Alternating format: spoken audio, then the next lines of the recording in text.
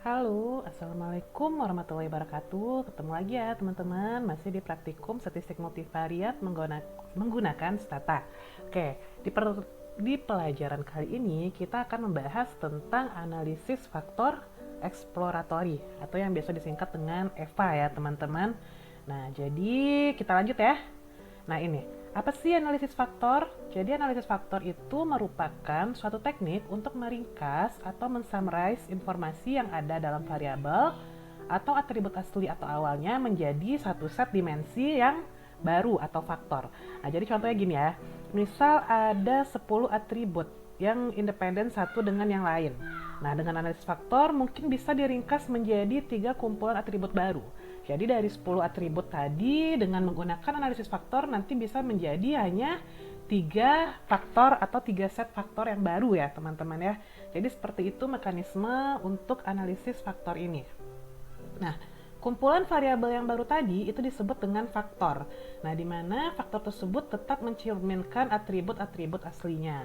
Jadi, tujuannya kita melakukan analisis faktor yaitu untuk mengidentifikasi struktur hubungan antar atribut dengan melihat korelasi antar variabelnya. Jadi ini tujuannya ya. Nanti kita akan melihat gimana sih hubungan antar atribut dengan melihat korelasi antar variabel. Oke, teman-teman kita lanjut ya. Nah ini, jadi di dalam analisis faktor itu ada 4 ya langkah utama melakukannya. Yang pertama ada menyusun matriks korelasi. Nah teman-teman bisa lihat ya di modul penjelasannya lengkap ya. Jadi ada beberapa rule of thumb ya untuk menyusun matriks korelasi ini. Yang pertama kita lihat korelasi matriks antar atribut. Kemudian kita lihat korelasi parsialnya. Nanti kita juga lihat nilai anti-image ya, correlation. Kemudian kita lihat nilai KMO juga nanti. Nah, jadi untuk lebih jelasnya teman-teman bisa baca modul atau buku. Kemudian langkah kedua, kita melakukan melakukan ekstraksi yang namanya ekstraksi faktor. Oke, jadi dengan ekstraksi faktor ini akan menghasilkan suatu matriks yang disebut dengan matriks faktor.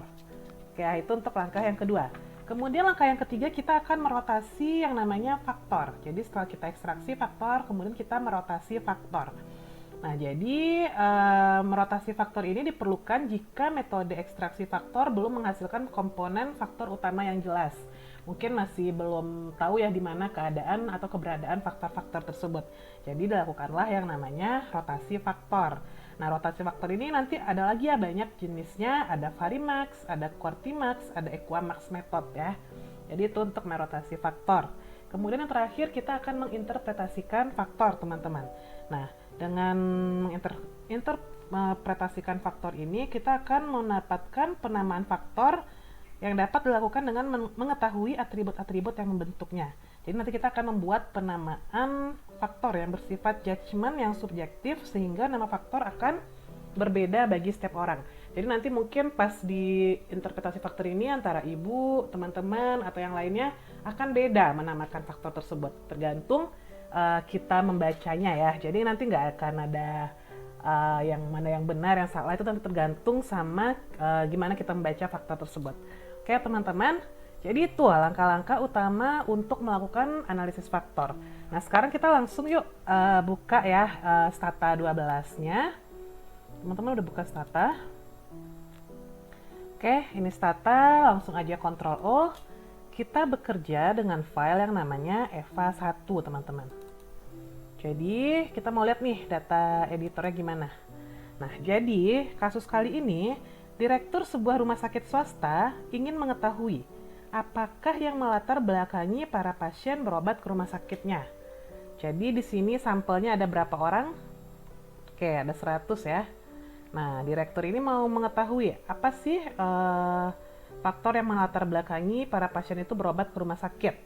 Yang pertama itu tadi sampelnya 100 ya. Kemudian diminta pendapat tentang atribut sebagai berikut ya. Jadi apakah pelayanan rumah sakit, apakah luas parkir, apakah kebersihan, apakah waktu, apakah kenyamanan, atau kelengkapan peralatan medis. Jadi ini faktor-faktor yang atribut-atribut yang ingin dilihat oleh si direktur tersebut. Apakah pelayanan pasien, keluasan parkir, kebersihan rumah sakit, kecepatan waktu pelayanan, kenyamanan rumah sakit, dan kelengkapan perawatan medis. Oke ya teman-teman. Nah jadi ini ya ada Likert ya di sini ya. Respon yang diberikan itu dalam 5 poin ya teman-teman. Ada yang paling rendah itu sangat tidak penting sampai yang kelima itu sangat penting. Oke. Kemudian kita coba ya mengekstraksi faktor. Nah, cara mengekstraksi faktor kita kembali ke menu stata utama. Oke, kalau mau cara panjang kita bisa ambil statistik, multivariate analysis, kemudian factor and principal component analysis, kemudian factor analysis. Itu cara panjangnya. Nah, cara pendeknya kita bisa ketikkan DB spasi faktor. Oke ya, sama ya teman-teman. Nah, tadi apa aja variabel yang mau kita lihat, masukin semuanya ya. Pelayanan, sebentar. Pelayanan, parkir, bersih, waktu, nyaman, dan lengkap. Kalau udah 6 ya, tinggal klik OK. Oke, tadi Ibu ada yang ketinggalan sebentar. DB spasi faktor. Tadi ini udah ya. Kemudian di yang bagian kedua, yang model 2 ini ada yang ditandain ya teman-teman. Ini pilih yang principal faktor komponen. Oke. Jadi di sini kemudian yang minimum value ini kita pilih yang 1 ya, kita ketikin ya. Jadi yang 100 ini tetap. Kemudian minimum value of agent value to be retained, kita pilih 1. Jadi penentuan berdasarkan nilai agent value yaitu nilai yang lebih besar dari 1 yang dipertahankan. Dan faktor lainnya dengan agent value yang kurang dari 1 tidak dimasukkan ke dalam model. Jadi artinya teman-teman kita memilih 1. Jadi suatu agent value menunjukkan besar sumbangan faktor terhadap varians seluruh variabel asli. Jadi ini udah ya. Principal component factor ditetap, di sini minimumnya pilih 1. Kalau udah klik OK teman-teman. Oke, nah ini ya hasilnya ya. Ternyata agent value pada output faktor analysis atau correlation yang digunakan untuk mengetahui beberapa faktor yang bisa dibentuk dari ke-6 atribut atau faktor yang ada. Dari besarnya agent value yang dipertahankannya itu 1, maka agent value yang diraih hanya sampai faktor 2. Ini teman. Ini teman-teman, retain factorsnya 2. Oke. Jadi tadi kita memilih agent value 1, nilai retain factorsnya itu 2. Oke, jadi dengan demikian disimpulkan bahwa jumlah faktor yang optimal atau yang dapat mewakili seluruh atribut adalah 2 faktor. Ini kita bisa lihat di sini ya. Jadi dari 6 variabel tadi mengelompok di 2 faktor. Di sini kita lihat ya, faktor 1 dan faktor 2. Nah, agent value yang kurang dari 1 atau atribut 3 dan seterusnya berarti jumlah faktor yang dihasilkan tidak lagi optimal. Kita lihat di sini ya, faktor 1, agent value-nya 2, faktor 2, 1, ini semuanya 0, jadi dianggap faktor yang dihasilkan tidak lagi optimal. Nah, kalau kita lihat, kedua faktor yang dihasilkan secara akumulatif mampu mewakili atau menjelaskan, ini ya teman-teman, 60,60% variasi dari seluruh atribut. Jadi, yang bisa dijelaskan itu adalah sebesar 60,60% variasi dari seluruh atribut. Oke. Kemudian kita lihat output factor loadings nih atau pattern metric itu memberikan informasi pada faktor mana semua atribut tersebut terkelompok. Coba kita lihat. Nah, di sini yang mengelompok di faktor 1. Coba lihat yang nilainya itu lebih tinggi. Kalau pelayanan berarti di sini adalah mengelompok di faktor 2 ya. Kemudian parkir mengelompok di faktor 1. Bersih juga faktor 1 ya. Kalian lihat aja ya nilainya, kalau minus-minus ini kita lihat yang nilai paling tinggi. Bersih juga faktor 1, waktu juga faktor 1, nyaman juga faktor 1, dan lengkap juga faktor 1 ya teman-teman. Nyaman ini yang 2 ya, 0,7362 ya. Nah, jadi itu. Jadi pelayanan mengelompok di faktor 2. Jadi yang mengelompok di faktor 2 adalah pelayanan dan kenyamanan. Sementara yang mengelompok di faktor 1 adalah parkir, bersih, waktu, dan lengkap. Nah, jadi nanti kita bisa bikin penamaan. Jadi sampai tahap ini sudah bisa disimpulkan bahwa ada 2 faktor yang mendorong orang untuk berobat ke rumah sakit ya teman-teman. Jadi faktor pertama meliputi keluasan area parkir, kebersihan, kemudian waktu, dan kelengkapan ya. Oke. Itu yang untuk faktor 1 dan kelengkapan peralatan medis. Sementara di faktor 2 ada tadi pelayanan dan kenyamanan. Oke. Nah, jadi jika kita mau kasih nama nih untuk kedua faktor, faktor pertama bisa menggunakan nama faktor keunggulan ya teman-teman. Ini kalau dari Ibu ya, sama Pak Surya, sama Pak Purbo ya. Jadi faktor pertama itu kita namakan keunggulan. Jadi keunggulan tadi adalah parkir yang luas, kebersihan, kemudian waktu, kemudian kelengkapan. Sementara faktor kedua bisa dikasih nama dengan pelayanan. Jadi pelayanan dan kenyamanan. Jadi masuknya ke pelayanan. Jadi kayak gitu teman-teman. Jadi ngerti ya, kita mengelompokkan 6 variabel atau atribut tadi ke dalam berapa faktor sih kayak gitu ya. Ternyata di sini masuknya ke dalam 2 faktor mengelompoknya. Oke, sekarang kita lanjut ya. Kita mau melakukan pemeriksaan asumsi atau post estimation. Nah, di sini kita akan melihat nilai KMO ya teman-teman ya. Jadi langkahnya kita ambil statistik, kemudian multivariate analysis, kemudian post estimation, report and statistic. Oke, kita ambil nilai Kaiser-Meyer-Olkin atau KMO ya, Kaiser-Meyer-Olkin. Oke, kalau udah tinggal diklik OK aja. Nah ini, jadi ini nilai KMO dari ke-6 variabel atau atribut tadi. Nah di sini ya teman-teman, kalau misalnya nilai KMO ini kecil dari 0,5, maka dia harus kita buang ya. Caranya itu kalau misalnya ada yang kecil dan 0,5, kita boleh membuang atau mengeliminasi faktor tersebut, atribut tersebut, atau kita menambah jumlah sampel supaya KMO-nya itu berada di atas 0,5. Nah, di sini kelihatan ya, secara keseluruhan nilai KMO-nya adalah 0,66. Berarti udah besar dari 0,5.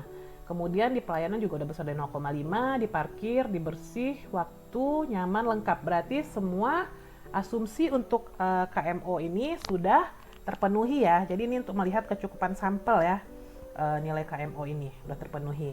Kemudian kita lanjut, kita mau memeriksa asumsi korelasi parsial atau anti-image correlation. Nah caranya sama, ambil statistik, kemudian multivariate analysis, kemudian post estimation report and statistic, pilih yang pertama, anti-image correlation matrix. Oke, kalau udah tinggal diklik oke ya teman-teman. Nah ini, jadi pada anti-image ini kita akan menampilkan informasi tentang korelasi antar satu atribut dengan dirinya sendiri. Jadi satu atribut dengan dirinya sendiri itu harus lebih kuat ya dibanding ke atribut lain. Jadi nih ya, kalau yang di atas ini kita lihat ya, pelayanan ke pelayanan itu 1, parkir ke parkir 1, bersih ke bersih 1, sampai lengkap ke lengkap itu 1. Nah, di sini kita lihat ada nggak atribut yang ke dirinya sendiri lebih rendah daripada ke variabel lain. Kalau di sini pelayanan ke pelayanan 0,72 ya. Coba lihat ke bawahnya. Yang lainnya lebih rendah ya dibandingkan atribut ke dirinya sendiri. Jadi di sini kita harus melihat atribut yang kita lihat itu harus kuat korelasinya ke dirinya sendiri daripada korelasinya ke variabel lain. Oke. Nah, pelayanan ini aman ya teman-teman. Pelayanan ke pelayanan itu lebih kuat daripada pelayanan ke variabel atau atribut lain. Kemudian parkir ke parkir juga 0,793. Lebih kuat ya dibandingkan dengan parkir ke variabel lain, ke bersih, ke waktu, nyaman, lengkap. Berarti udah aman untuk parkir. Bersih gimana? Bersih juga 0,627 ya untuk bersih ke bersih, sementara dia ke variabel lain atau atribut lainnya minus semuanya ya. Kemudian waktu ke waktu juga udah lebih kuat. Nyaman ke nyaman lebih kuat daripada nyaman ke lengkap, dan lengkap ke lengkap itu 0,7363. Berarti untuk pemeriksaan asumsi anti-image correlation ini tidak ditemukan atribut nilai covariance-nya kurang dari 0,5 atau korelasinya itu kurang dari 1. Jadi semuanya udah lebih kuat korelasinya ke dirinya sendiri dibandingkan ke variabel lain. Oke ya. Kemudian kita masuk lagi ke interpretasi faktor ya. Tadi di langkah keempat itu ada namanya interpretasi faktor. Oke. Nah, langkahnya itu kita ambil statistik, kemudian multivariate analysis, kemudian factor and principal component analysis, kemudian post estimation, dan loading plot. Jadi kita mau lihat gambarnya ya teman-teman. Di sini tadi 2 faktor ya mengelompoknya ya. Jadi ini udah nggak perlu data ketik, kemudian kita oke kan. Ini dia akan berupa gambar. Nah ini. Jadi kalau mau digedein nih kayak gini. Jadi nih pelayanan sama nyaman ya. Tadi mengelompok yang pertama nilainya itu di atas 1 tadi ya. 1 dan 2 koma tadi ya yang pelayanan. Sementara yang 4 atribut lain waktu, lengkap, bersih, dan parkir itu di bawah 0 tadi ya. Minus ya nilainya teman-teman. Jadi ini memperlihatkan secara visual pengelompokan atribut itu menjadi lebih mudah. Jadi ini faktor kedua, ini tadi faktor yang pertama. Oke ya, bisa dipahami ya untuk melihat interpretasi faktor atau melihat gambar loading plotnya. Oke, Ibu minimize dulu. Nah, kemudian yang terakhir kita lakukan rotasi faktor. Nah, jadi rotasi faktor itu sebenarnya bukan keharusan. Rotasi ini diperlukan jika hasil ekstraksi belum menghasilkan komponen faktor utama yang jelas. Artinya terdapat beberapa atribut yang menghasilkan muatan silang atau cross-loading, sehingga faktor yang ada belum mempresentasikan atribut yang terbentuk atau malah justru membingungkan. Kalau tadi kita udah oke ya semuanya teman-teman, tapi ketika kita mendapatkan data, misalnya KMO-nya kurang, atau misalnya atribut ke dirinya sendiri itu lebih rendah daripada ke atribut lain, maka kita lakukan yang namanya rotasi faktor. Jadi kita contohin aja ya, walaupun tadi udah benar, kalau kalian ketemu data yang misalnya ada yang asumsinya itu tidak terpenuhi, kita melakukan yang namanya rotasi faktor. Rotasi faktor itu dengan melihat statistik, kemudian multivariate analysis, kemudian faktor and principal component analysis, kemudian post estimation, dan rotate loading. Jadi kita rotasi ya teman-teman. Nah jadi ini rotasinya itu terserah mau dalam bentuk apa. Ada Varimax, ada ini yang biasa digunakan itu Varimax ya. Jadi kalau udah kita tinggal okein aja. Oke. Jadi nih kalau misalnya merotasi nanti hasilnya kayak gini ya. Tadi berhubung udah nilainya udah oke semua, jadi sebenarnya rotasi ini tidak diperlukan lagi. Jadi kayak gitu teman-teman. Oke. Nanti kalau bisa kita rotasi itu dia akan berbeda ya. Begitu juga tadi dengan nilai loading plotnya. Di gambarnya juga berbeda. Jadi coba kita lihat yuk. Statistik. Kemudian multivariate analysis. Factor and principal component analysis. Post estimation. Dan loading plot. Nah ini setelah dirotasi ya teman-teman. Nah ini. Berbeda ya posisinya ya. Tadi pengelompokannya hanya di sini ya. Di 1 dan 2. Sekarang dia 6 dan 8. Kemudian yang ini juga penyebarannya berbeda. Jadi itu ya teman-teman kalau misalnya kita melakukan rotation factor. Nah jadi kayak gitu ya untuk materi dari analisis faktor ini. Jadi kita mengerjakannya itu bertahap. Pertama kita ekstraksi dulu faktornya. Kemudian setelah kita ekstraksi kita lihat pemeriksaan asumsinya. Kecukupan sampelnya gimana. Terus KMO-nya udah terpenuhi belum? Tadi KMO itu harus besar dari 0,5 ya. Kemudian pemeriksaan asumsi anti-image-nya gimana? Apakah sudah lebih besar